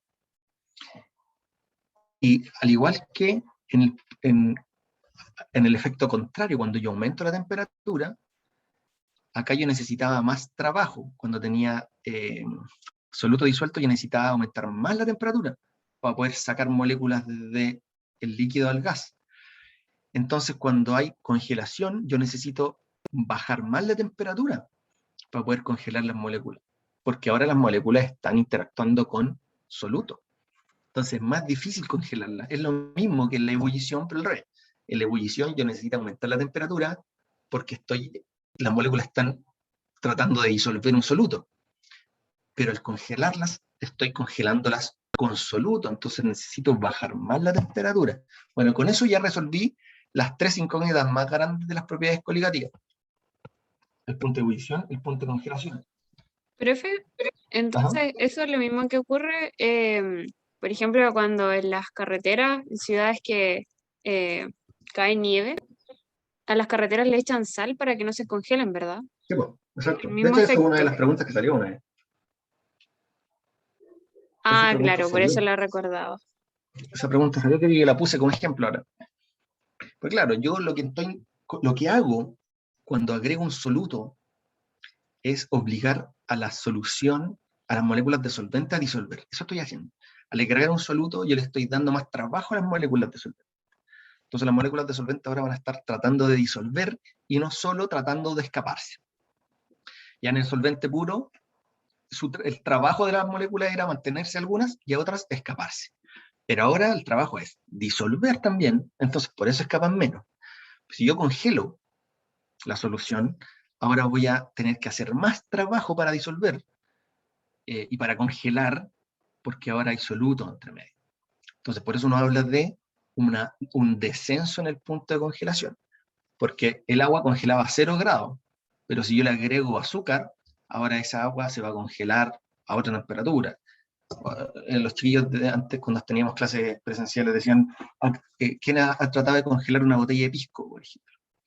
Porque tengo etanol disuelto en agua, y tengo, no sé, una botella de pisco 40 grados, tengo un 40% de etanol en agua, o sea, una solución casi el 40%, no sé, haciendo un cálculo rápido, y eso no va a congelar a 0 grados, porque el agua está mezclada con etanol. Entonces, para congelar esa mezcla, ahora necesito bajar más la temperatura. Entonces, probablemente necesitas llevarle a unos 40 grados bajo cero, no sé.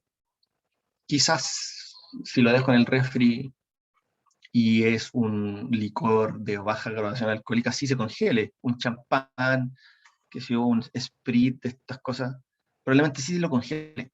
Pero un aguardiente, algo que tenga una mezcla fuerte de etanol y agua, eso va a costar más. Porque la concentración, como vimos al principio, la concentración es importante ahora. Algo que se me había olvidado, que acabo de mencionar. La concentración aquí es importante. Porque no es lo mismo tener una solución, por ejemplo, 1 molar que una 2 molar. La 2 molar va a ser más notorio este efecto.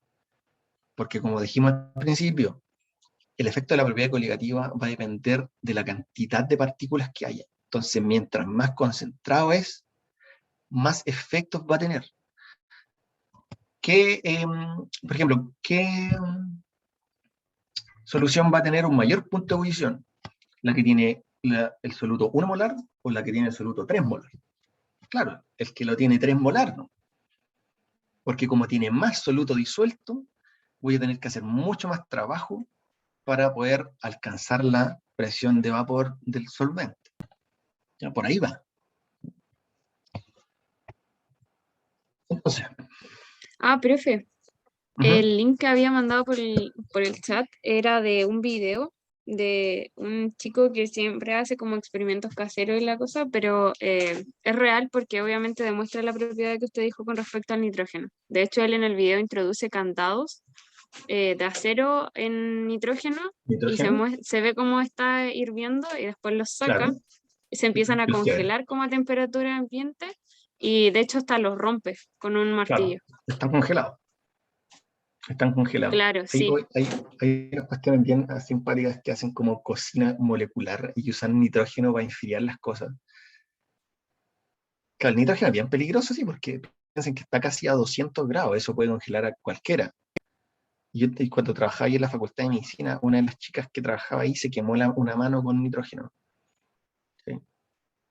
Ahora, bien sí, raro el Profe, nitrógeno eso porque, quería preguntar bueno, con respecto al nitrógeno. Por ejemplo, si a mí me cae en la mano, a mí me va a quemar igual que el calor, pero obviamente con frío.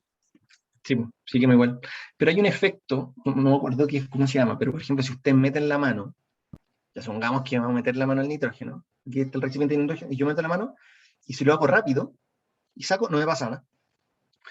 Porque es un efecto, no me acuerdo el nombre, pero como mi mano está mucho más caliente que las moléculas de nitrógeno, al meter la mano, la primera capa de moléculas como que se evaporan más rápido que las otras, porque mi mano está más caliente. Entonces las moléculas de nitrógeno que están inmediatamente en contacto con mi mano se vuelven gas más rápido. Y eso como que me crea un guante gaseoso. Entonces por eso no me quemo. Obviamente si yo dejo la mano ahí, eso se va a evaporar y me voy a quemar. Eso tiene un nombre. Es como cuando ustedes tienen un sartén muy caliente, por ejemplo. Imagínense esto, un sartén muy caliente y tiran agua, y el agua no se evapora al tiro, porque lo primero que hace el agua es formar gotitas. ¿Sí? Y es por el mismo efecto, como está tan caliente el sartén, las moléculas de agua que están más cerca del sartén se evaporan antes y crean como una capa gaseosa. De hecho, el agua como que baila porque ese gas empieza a darle impulso. Háganlo, háganlo. Pongan un sartén bien caliente, sin quemarse, y echen unas gotas de agua encima. Y van a ver al tiro que la gota de agua empieza a bailar. Y es porque el gas que se formó debajo empieza a hacerla correr. Pero el mismo efecto, porque se formaron moléculas gaseosas primero, como que protegen al agua, y después cuando ya pasa, ya se evapora entera, ¿no? Pero es lo primero, y lo mismo pasa con la mano en el nitrógeno. Al principio no se van a quemar, si lo hacen rápido. Yo tenía uno de los chillos del laboratorio, cuando los tanques de nitrógeno se llenaban mucho, esto no se hace, con la mano saca el nitrógeno para afuera. ¿Sí? Así como quien saca agua de la tina.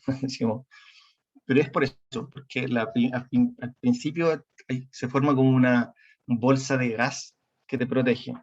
Pero sí, si te cae nitrógeno en la mano, se va a quemar la mano. Yo vi un video que creo que congelan una pierna de cerdo, creo. Así como mostrar qué es qué efectos podría tener como en la piel humana, en la carne. Y creo que congelan como un pedazo de puerco grande. Y se congela, efectivamente se congela. Entonces hay que tener cuidado cuando uno manipula nitrógeno. Profe, yo también había visto eso de la mano. Me llamaba mucho la atención y quería de hecho preguntarle y se me había olvidado para salir de la duda. Pero sí, en el Pero es por último eso. video que mandé lo había visto. El chico este mete la mano dentro del nitrógeno líquido y no le pasa nada. No pasa, es porque pasa eso, porque como está muy caliente la mano en relación al nitrógeno, como que se crea una burbuja de aire que protege la mano. Ya, Sí, de ese hecho nombre, pareciera que eso hasta tiene un salpica efecto. porque suena. Claro. Ya, eso voy a buscarle y les voy a decir cómo se llama, pero tiene un nombre ese efecto. Efecto algo, no me acuerdo. Ya, pregunta. La presión que ejercen las moléculas gaseosas de un líquido cuando la fase gaseosa se encuentra en equilibrio dinámico con el líquido, ¿qué es? Y ahora ya somos capos en esto, ¿no? ¿Esto qué es? La presión que ejercen las moléculas gaseosas del líquido sobre el líquido, eso es la presión de vapor. Eso era la presión de vapor. Es la presión que ejercen las moléculas de cualquier solvente sobre, sobre las paredes, sobre el mismo líquido, o si uno tapara, sería una presión medible. Esa es la presión de vapor, la presión de las moléculas gaseosas. Considerando que el etilenglicol, insisto, yo todavía no he visto con ustedes el cambio en la presión de vapor, el punto de ebullición, el punto de congelación, la presión osmótica, porque me interesaba más o menos conversar las generalidades de la propiedad coligativa, porque eso origina, y por eso conversamos más de la presión de vapor y cómo las moléculas interactuaban. Pero aún así podemos contestar estas preguntas. Considerando que el etilenglicol es un compuesto soluble en agua que se puede utilizar para disminuir la temperatura de congelación del solvente, ¿cuál de las siguientes combinaciones de masa-agua y etilenglicol formará una solución con menor temperatura de congelación? Ya, a pesar de no haber visto todavía esto, pero ya hemos conversado de cómo el solvente interactúa con su soluto. Ya sabemos que si tenemos agua sola, esto va a tener un punto de congelación determinado, ¿verdad? Que va a ser 0 grados. Pero si tenemos agua y le agregamos etilenglicol, ¿cuál va a ser el punto de congelación de esta mezcla? ¿Debería ser mayor o menor que 0?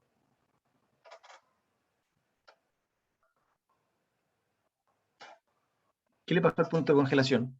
Porque sabemos que el agua ahora está entretenida disolviendo etilenglicol. Entonces, si bajamos la temperatura a 0 grados, probablemente no logremos congelarlo, porque no tenemos solo Va agua. a disminuir también la temperatura de congelación. Claro, tenemos agua más etilenglicol, así que deberíamos bajar más la temperatura. Ya pongámosle en menos 20. A menos 20 se va a congelar esto. Es el principio de lo anticongelante.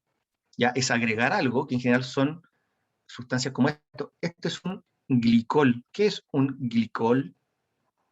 ¿Qué es un ol? Un grupo de alcohol. Es un alcohol. Es un alcohol. Es un dialcohol. Porque es etilén. ¿De dónde viene entonces? Del et. El etilenglicol es esto. Es un dialcohol. Ese es el etilenglicol. ¿Y por qué se usa harto? Porque el etilenglicol es una sustancia pequeña, que es un alcohol que se puede disolver en agua muy fácil, el etilenglicol, y al formar una solución tiene esta propiedad, que baja mucho la temperatura de congelación. Entonces se usa como anticongelante. Entonces ya no congela a 0 grados, sino congela a menos 20. Entonces la pregunta de esta era, ¿cuál mezcla, cuál combinación, masa de agua, masa de etilenglicol, tendrá la menor temperatura de congelación? ¿De qué depende la temperatura de congelación acá entonces? ¿De qué depende la propiedad coligativa? Cualquiera. ¿De qué depende cualquier propiedad coligativa?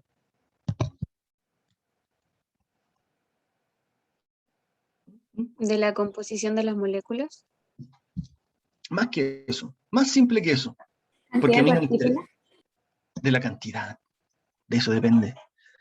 La propiedad coligativa depende solo de la cantidad.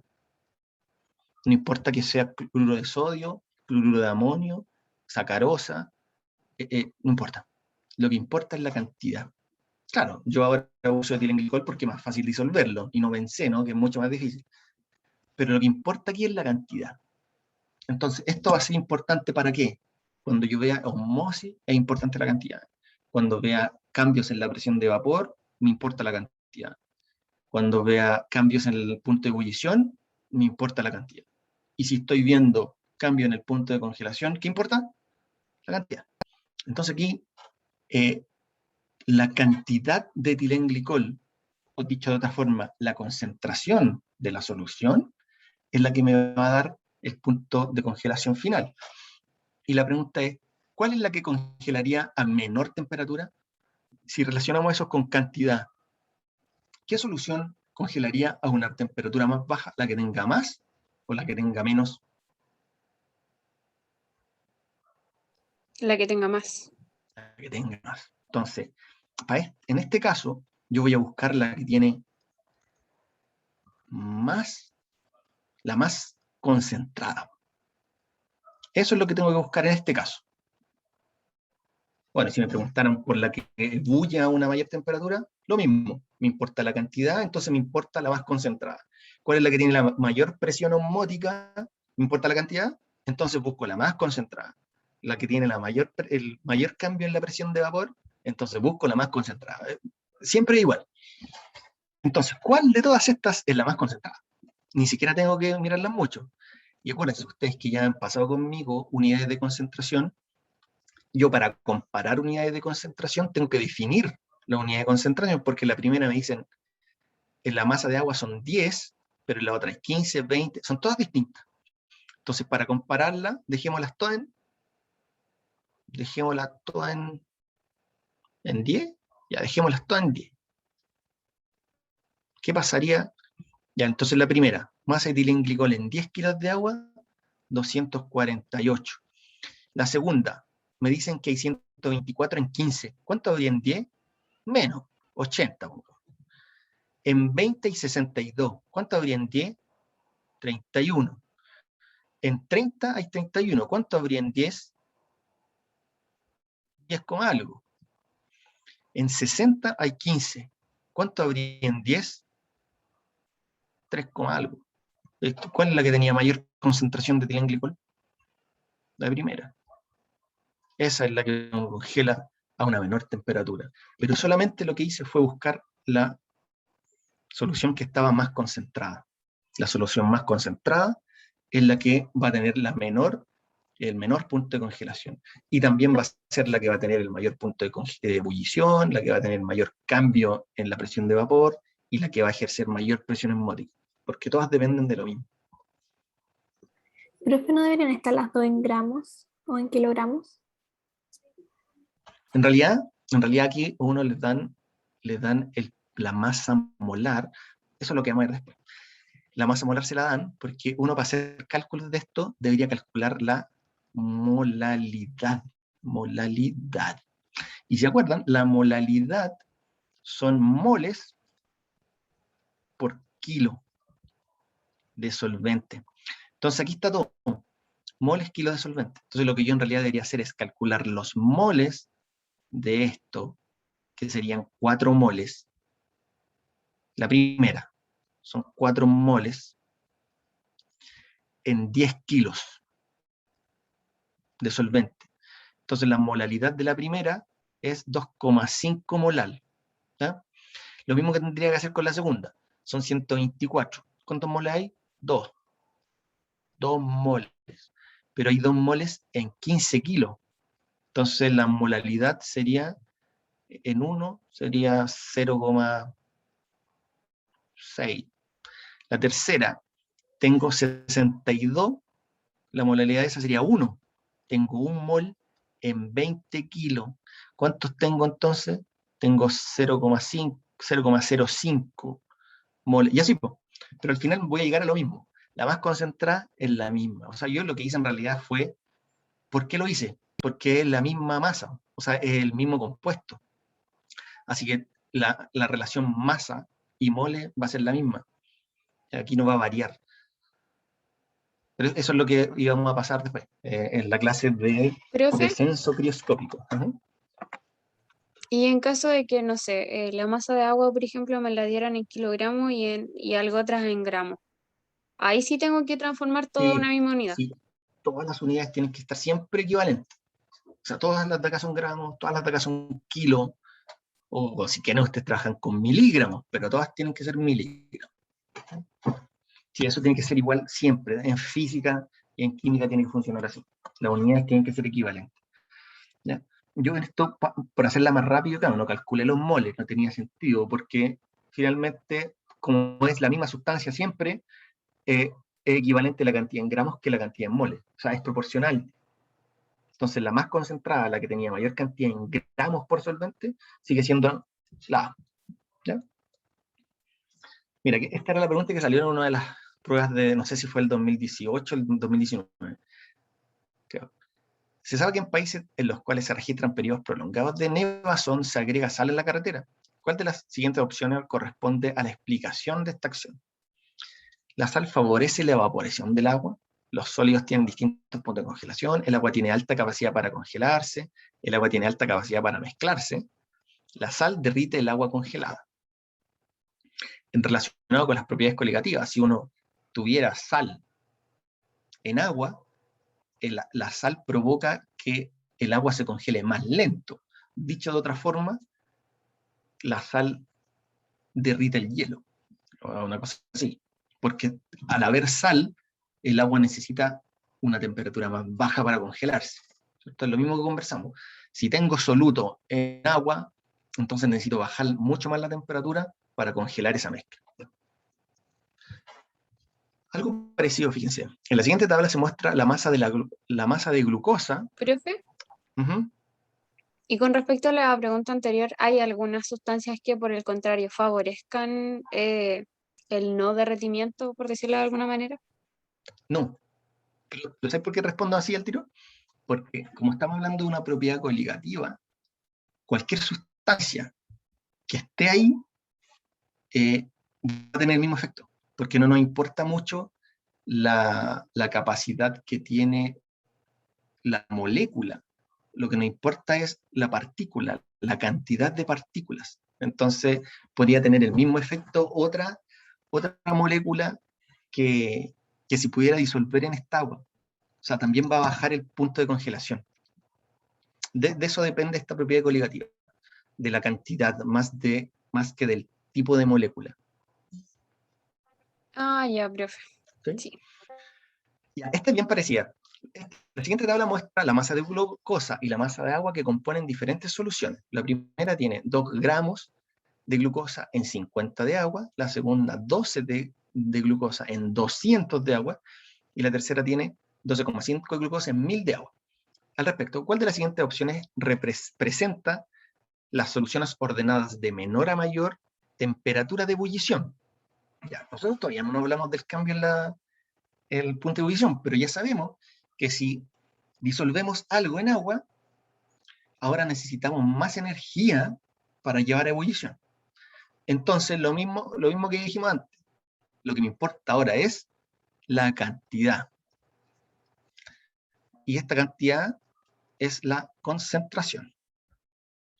O sea, la solución más concentrada, en este caso, va a ser la que necesite mayor temperatura para ebullir, porque estoy hablando de la misma masa de agua. Entonces, si llevamos todo a 100, supongamos, para tener el mismo parámetro, supongamos que en todos tengo 100 de agua. Si tuviera 100 de agua, ¿cuánto tendría de glucosa? Tendría 4, ¿verdad? Estoy comparándolo. Si tuviera 100 de agua acá, tendría 6 de glucosa. Y si tuviera 100 de agua, tendría 1,25. Ya, ahí están comparados. Lo que hice fue estandarizarlo. Llevé a la misma cantidad de agua para saber cuánto había como concentración. Acuérdense que esto se trabaja en molalidades, pero tiene el mismo efecto. Estoy hablando siempre de glucosa y estoy hablando siempre de agua. Entonces, equivalente, es proporcional. Entonces, la más concentrada es la 2. Esa tendría la mayor temperatura de ebullición la tendría la 2, ¿verdad? O sea, podría ser esa de ahí o esa de ahí. Y la más baja, la temperatura de ebullición más baja, sería la de la última, sería de la de 3, porque es la menos concentrada. Entonces sería 3, 2, 1. Esa. ¿Están de acuerdo? ¿Están de acuerdo conmigo? Que la 3 es la menos Sí, profe. concentrada, la 1 es la del medio y la 2 es la más concentrada. Entonces, mientras más concentrada está, más cantidad, más concentración, entonces mayor es el efecto, mayor temperatura de ebullición necesito. Muy parecida. En la siguiente tabla se presentan las concentraciones de 4 soluciones de glucosa en agua. Ahora me las dan en moles por litro. Ya, yo no sé qué van a preguntarme, pero ¿cuál es la más concentrada? Z. Z es la más concentrada. Así que lo que me pregunten, Z es la que tiene más. Mayor punto de ebullición, Z. Mayor punto de congelación, menor punto de congelación, Z. En base a la información anterior, el orden de las soluciones respecto de la presión de vapor de menor a mayor. ¿Qué pasa con la presión de vapor de Z? Que es la más concentrada. Mayor. Sí. ¿Y cuál es la menos concentrada? Es W. Voy a ponerlo así. W tiene agua y tiene esa concentración disuelta. La Z tiene agua y tiene esa concentración disuelta. Para la presión de vapor, miremos W. W, ¿cuántas moléculas de vapor tiene? Supongamos que eso. ¿Cuántas moléculas de vapor tiene Z comparado con W? Tiene menos. Tiene menos porque como Z está más concentrada, en Z están escapándose menos moléculas. ¿Ya? ¿Sí? ¿Me siguieron en eso? Sí. ¿Sí? Entonces tendría menor presión de vapor. Entonces tendría menor presión de vapor, pero es la única, ¿cachai? Pero es porque el efecto es distinto. Las moléculas de solvente están tratando de disolver soluto, por eso se están escapando menos para la atmósfera. Entonces la presión de vapor en Z es más baja. Acuérdense que el grafiquito que salía de presión de vapor era así. Es el solvente puro, pero en un solvente que tiene soluto va a ir siempre abajo. Aquí tiene soluto y aquí el solvente puro. Es el gráfico de cambio de la presión de vapor. El solvente puro siempre está más alto que el que tiene soluto. Entonces una solución más concentrada tiene una presión de vapor más baja. Entonces, de acá, la más concentrada es la más baja. Z sería la más baja. Y me preguntan de menor a mayor. O sea, Z tiene que estar primero, ahí o ahí. Y W es la que tiene la menor concentración, por lo tanto es la que debería tener la mayor presión de vapor. W está aquí. Entonces la correcta sería esa. Es la única que tiene Z y W al final. ¿Ya? Q es la que tiene, claro, Q es la que viene después, que está un poquito más concentrada, R después, porque está un poco más diluida, y W al final, porque es la más diluida. ¿Ya? Ya, última. Dice, en una experiencia se determina la dependencia entre la presión de vapor y la temperatura para una solución y su correspondiente solvente puro, a una atmósfera, 760 milímetros de mercurio. Los datos de presión de vapor en función de las temperaturas se representan en el siguiente gráfico. ¿Se fijan? Presión de vapor, temperatura. A medida para el solvente puro, siempre arriba que el de la solución. A la temperatura 1, alcanzó 760 mmHg, o sea, llegó a la presión, la punto de ebullición, y a la temperatura 2 se alcanzó el punto de ebullición para la solución. Entonces, es correcto afirmar que a una misma temperatura se observa la misma presión de vapor para el solvente puro y la solución. Ahora, yo siempre recomiendo, y he escuchado que Manuel les dice lo mismo, cuando uno analiza un gráfico, es tratar de solamente remitirse a la información que hay en el gráfico y seguirla al pie de la letra. O sea, aquí me dicen a una misma temperatura, y así yo selecciono temperatura cualquiera, voy a seleccionar esa temperatura. ¿Ya? ¿Se observa la misma presión de vapor para los dos? No, pues, si yo selecciono cualquier temperatura, tengo una presión de vapor distinta en ambos. Para la misma temperatura, la presión de vapor va a ser ahí una, y la otra va a ser ahí. ¿Ya? Así que eso no puede ser. La T1 corresponde a la temperatura de ebullición del solvente puro. T1 me hace justo intersecto ahí, que a los 760 milímetros de mercurio. Como esa es una atmósfera, eso es efectivamente el punto de ebullición. El punto de ebullición. Porque el punto de ebullición será la temperatura a la cual la presión de vapor sea igual a la presión atmosférica. Eso es lo que define el punto de ebullición. En esta T1, yo estoy alcanzando una presión de vapor igual a 760 milímetros de mercurio, que es igual a la presión atmosférica. Por lo tanto, llegué justo al punto de ebullición. En el caso de la solución, sería T2, porque en T2 yo estoy llegando a los 760 milímetros de mercurio. Así que esa sería la correcta. Ya, entonces ahí yo no olvido esta pregunta, porque ya encontré la correcta. Se lo digo así porque vi un video, Profe, no mucho. Ajá, sí, dime, Valentina. perdón que le interrumpiera. Profe, para cualquier solvente puro, solución de cualquier tipo, en 760 miligramos de mercurio, que sería un ATM, se encuentra el punto de ebullición, siempre. Sí, siempre, porque si la atmósfera, ahora, no siempre, a menos que la presión atmosférica sea distinta. ¿Cachai? Porque si la presión atmosférica es distinta a esa, ahí la presión de vapor o el punto de ebullición se va a alcanzar antes. Por ejemplo, en la altura. Si uno sube una cordillera, por ejemplo, la presión atmosférica es más baja. ¿Por qué? Porque disminuye la concentración de gases. Al disminuir la concentración de gases, la presión disminuye. Entonces tenemos 0,9 atmósferas, 0,85 atmósferas, que eso equivale a 720 milímetros de mercurio, por ejemplo. Como cambió la presión atmosférica, entonces la presión de vapor va a cambiar, o sea, no va a cambiar la presión de vapor, pero el punto de ebullición va a cambiar. Entonces yo podría hervir agua a 90 grados sobre la cordillera, ¿cachai? Porque necesito menos temperatura para alcanzar la presión atmosférica e igualar la presión de vapor a la presión atmosférica. Entonces no va a ser siempre, si es que yo cambio la presión atmosférica, pero si no establecemos como las condiciones normales, condiciones estándar de una atmósfera, siempre a 760 milímetros de mercurio, siempre se va a alcanzar la ebullición, cuando mi solvente alcance su presión de vapor de 760. Entonces, en la playa costaría más servir agua, por decirlo así. ¿O eso es un mito?